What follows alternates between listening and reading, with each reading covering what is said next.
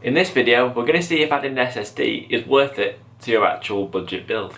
So everyone knows that an SSD can add massive performance to a PC, but is it worth spending like £75 it costs for a basic 240 gig compared to adding that £75 to your GPU or your CPU?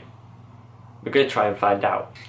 So the specs on the PC behind me are an i5-6400, a 1060 with the SSD, and a 1TB hard drive that I have salvaged out of a build from ages ago, and I don't even know the brand of it, it's that old. But we're going to compare that against an SSD and see if it actually compares. So, let's start by taking a look at the SSD itself. The SSD is a SanDisk Ultra 2 240GB version. I do recommend a 240GB SSD because as soon as you've got 120 gigs it just fills up too quick once you've got the operating system, a few key files and a couple of games on there. It's just completely gone, and I just recommend the 240GB version. If you get a SanDisk, it comes with software like this. I'm not sure if other brands come with software, but I'm pretty sure one or two will. On this software you can see the usage chart, you can see volumes, you can see life remaining, temperature, as well as the interface speed. You also get tools such as the performance graph where you can compare what it does on the different usage scenarios.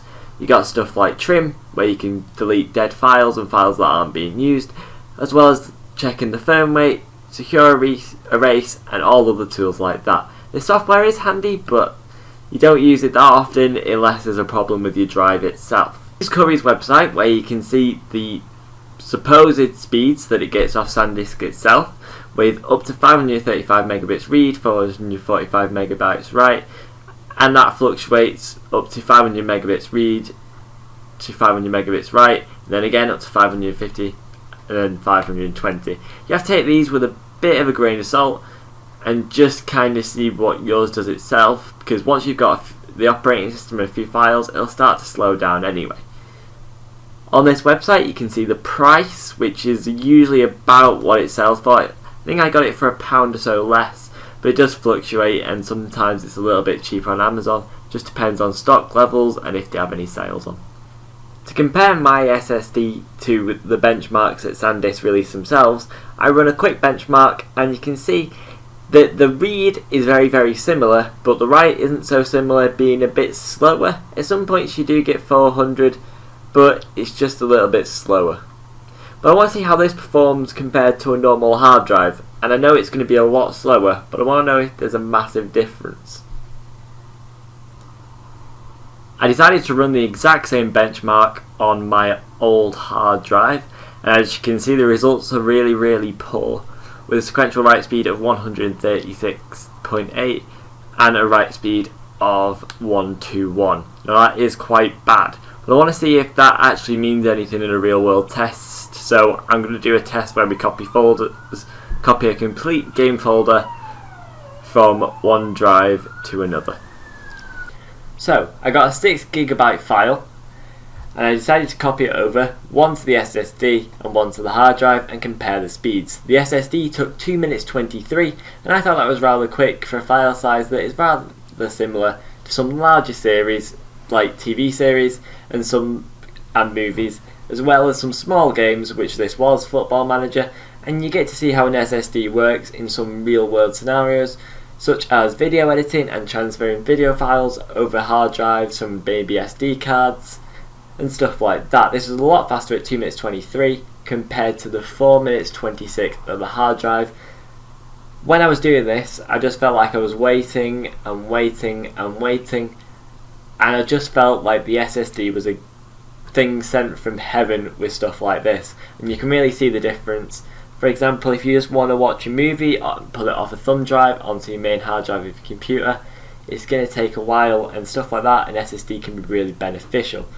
But if you're just doing gaming on a budget, then you might not actually see much benefit of a hard drive, as a couple FPS over £75 onto your GPU, you're going to notice the difference more with the GPU. And if you've got time to waste, then a couple minutes isn't going to make any difference. But if your main interest is video editing, you could be waiting a very, very long time in real world applications for a standard hard drive, as you can see, it just keeps going and keeps going and keeps going, and eventually you're going to get bored and forget about the movie or game you're copying over and go on to something else. So you can see the benefit of an SSD. So there it is. You can see the massive difference between the SSD and the hard drive itself, but you have to kind of say, is it worth it? Does my budget stretch that far, and should I spend the £75 on an extra the higher up GPU or the higher up CPU? It's up to you. It really depends what you're doing. If you're video editing, then get an SSD. If you're just gaming, then get the higher end GPU. But it's definitely something you should look for upgrading later in the line, saving a bit of money and then shoving the SSD into your computer.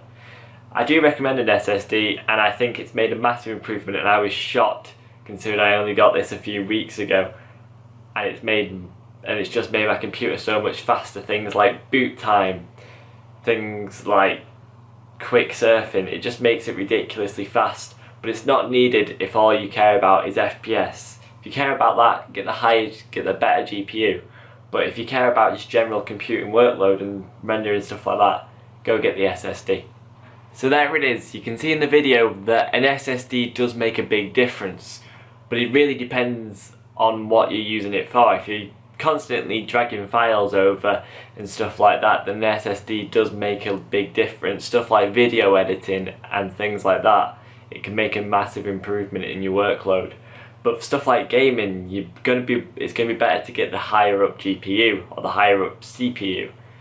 So it's completely up to you, and it's completely up to your case. It's definitely something you should build into after you've built the PC.